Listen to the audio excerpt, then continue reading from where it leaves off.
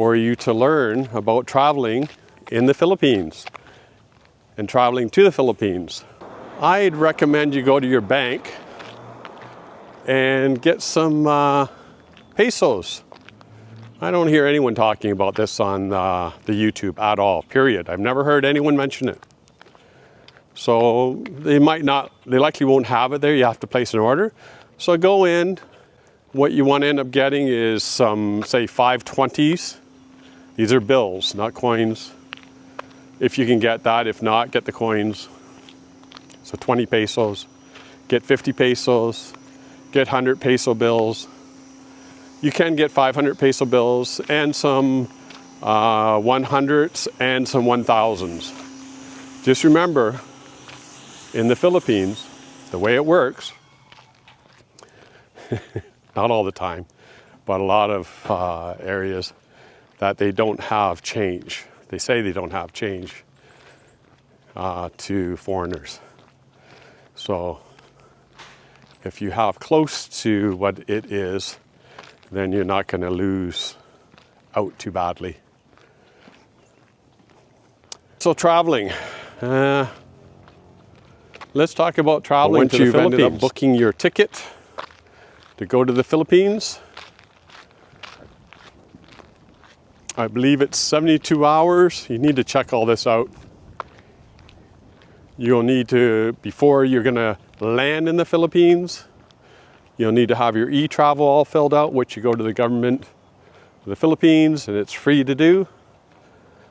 But before you go online to do that, you want to have an onward ticket, throwaway ticket, showing that you will be leaving the Philippines within 30 days. If you're staying no longer than 30 days, then you don't have to worry about that. But one of the main reasons why I have the 6 months is anybody from Canada knows that are classified as snowbirds here. So you can only be out of Canada for 6 months. And if you're gone any longer than 6 months, you lose your health care. You don't want to lose your health care. Apparently you can re-register, but that can take like 3 years. I'm not prepared to do that right now. My mindset's just not there. So I go to the Philippines for just under the 6 months. And you're gonna say, well, why does it go under the 6 months? Well, as I just mentioned, for my health care here in Canada, not to lose it. But also, it eliminates me having to deal with an exit clearance. So an exit clearance, if you stay more than 6 months, you have to do in the Philippines. So I just eliminate that for right now, and not having to deal with any of that. So it makes it a little bit easier. I'm shocked with the visa, doing your extensions. You know, they've changed all that. I don't know what's going to happen now.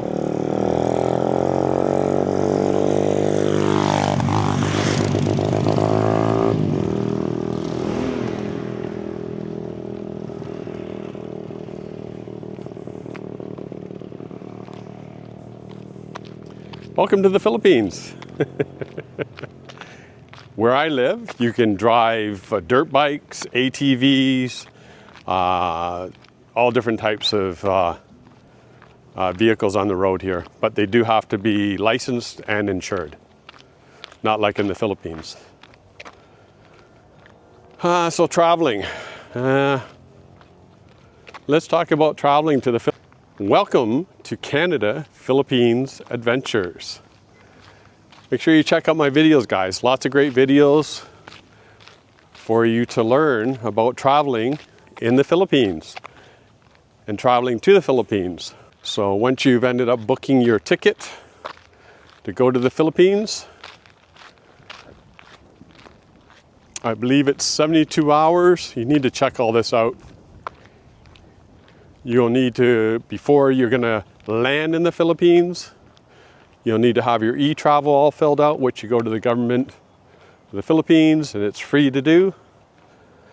But before you go online to do that, You want to have an onward ticket, throwaway ticket, showing that you will be leaving the Philippines within 30 days. If you're staying staying no longer than 30 days, then you don't have to worry about that. But if you're staying past 30 days, you will need to have an onward ticket showing them that you are leaving the Philippines prior to that 30-day visa-free that the Philippines gives to expats and foreigners. So you bought your ticket, you're getting close to traveling, you want to check with whatever onward throwaway ticket company that you want to deal with. You want to pay for that. Then you will go online to do your eTravel. And the reason why you do it in those steps is because on the eTravel, they're going to ask for their date of arrival and the date of the departure and your flight number and all that information in there. So make sure you do it that way.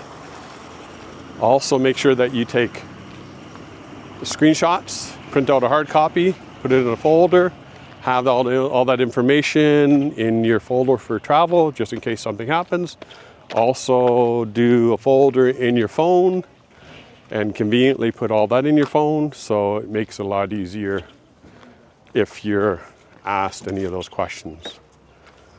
A lot of times when you are traveling, they don't actually ask for that. I noticed last time when I ended up booking my flight, it automatically had me go into the eTravel.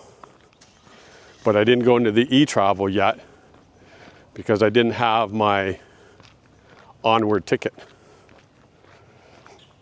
So you can end up purchasing when you go and purchase your ticket, there's two ways of when you're gonna fly to the Philippines. You can get a return ticket, or you can just buy a one-way ticket. Now, if you buy a one-way ticket, you're rolling the dice of purchasing another ticket while you're there. So, if you don't know when you're coming back, what you're gonna do, that would be your better choice. But for me, I purchase a return ticket at the same time. That way it's all completed. And all I'm showing them is my first flight ticket. They don't ask to see that other ticket. They don't know about it, it's none of their business. I'm traveling all over the place. I could be going to Taiwan, Vietnam, wherever, but that's my flight going back to my destination.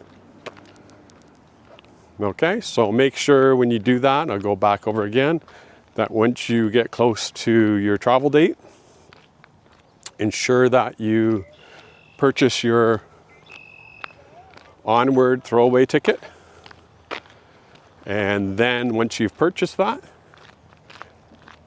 go on to the eTravel, whatever, they keep changing the stuff, and fill out all the requirement information and you'll be good to go. And make sure that your passport is up to date and that you have lots of time still left on it. So you have the date when you ended up having it done and the expiry date. Also, make sure you check your passport. Make sure there's no damage, no tears, no folds, because sometimes, depending on who you get, they can turn you away. So make sure you're careful with your passport. Get a good passport holder and put it in there to protect it. And when you're handling it, make sure you're very careful. Almost like with kid gloves. So there's a little bit of information for you in regards of your flight. Now when it comes to the flights, make sure that you're checking out a lot of different online, different companies. So the companies in that will have all different types of prices.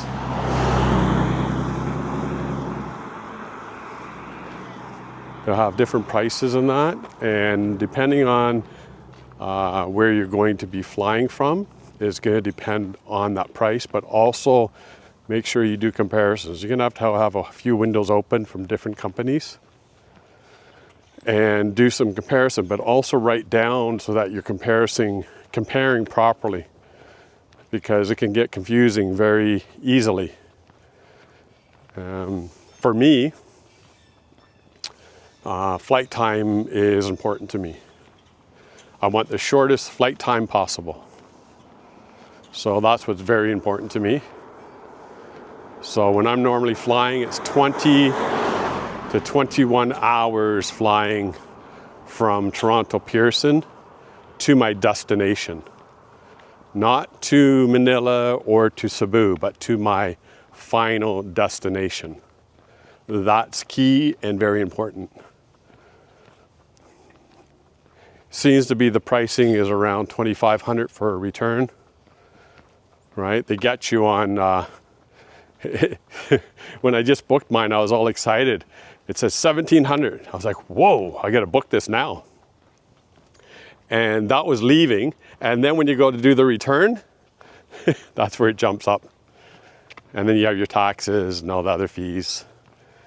So anyways, seems to be last year, it seems like every year it's $2,500, or approximately $2,500 for return. Not like it was before the pandemic where it was under 1,000. Those days are gone.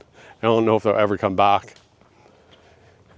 Canadians, even US people, I wouldn't recommend you leaving your country. Not with all the stuff that's going on. Stay in your own country and fly. I hear all kinds of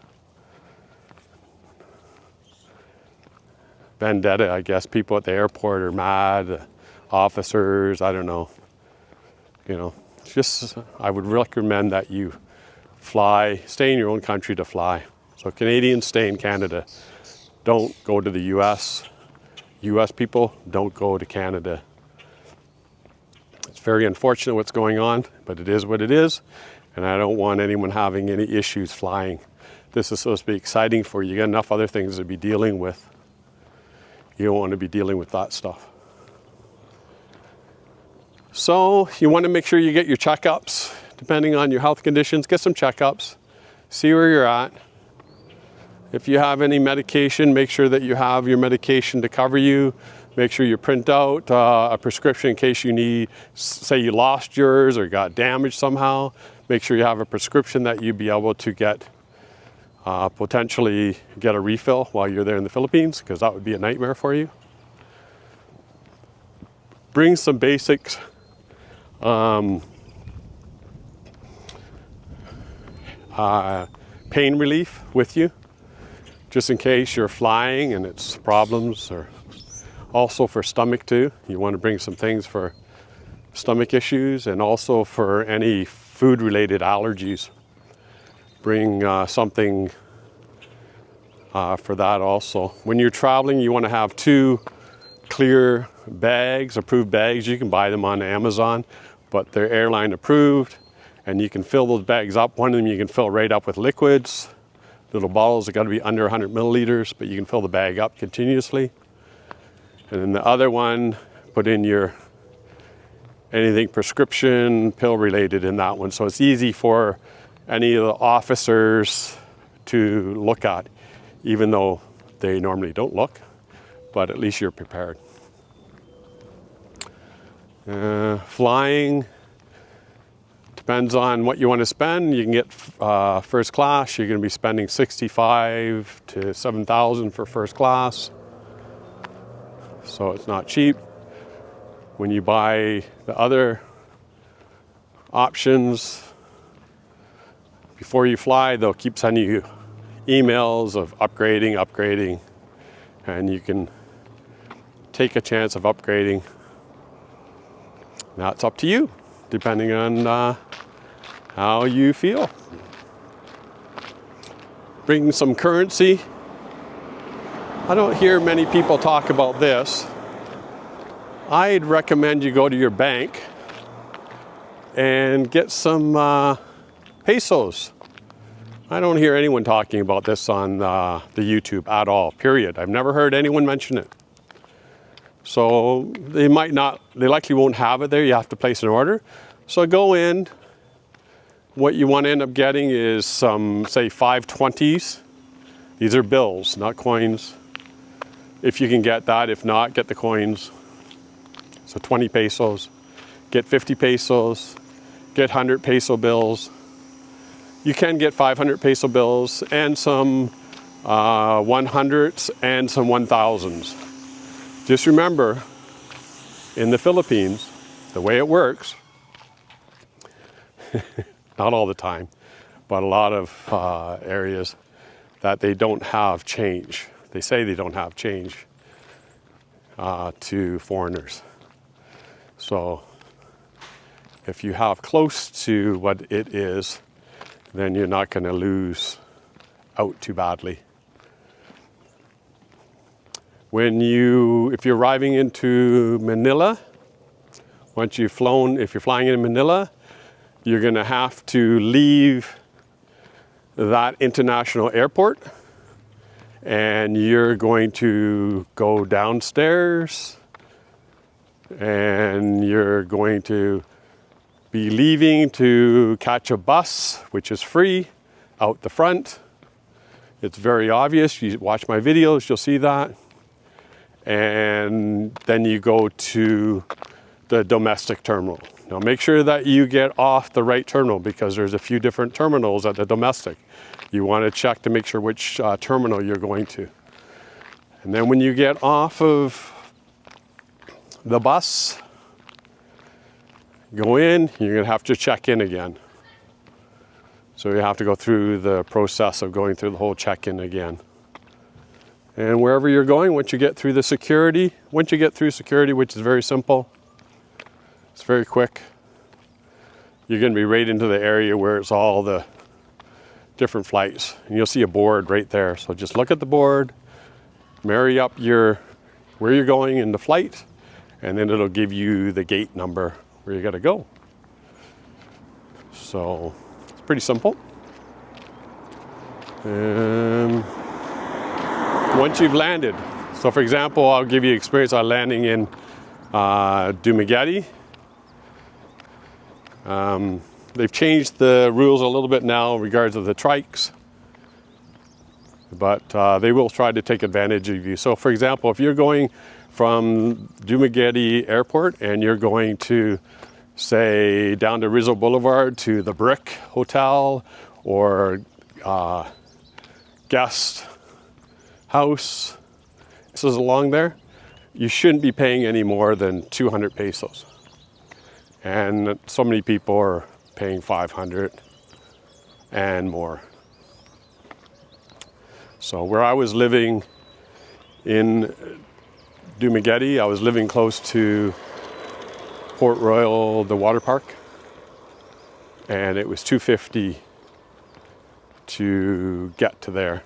And they would still try to nail me for 300, 350, 400, 500, all over the place. No consistency. Depends on the person.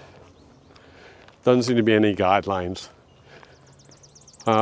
Cebu, that was a bit of a nightmare when I landed in Cebu, flying. Cebu is a lot nicer airport, but for me, I can't fly in there with the times. I can't get the 21 hour flight time. The flight time is like over 30 hours. I just won't do it.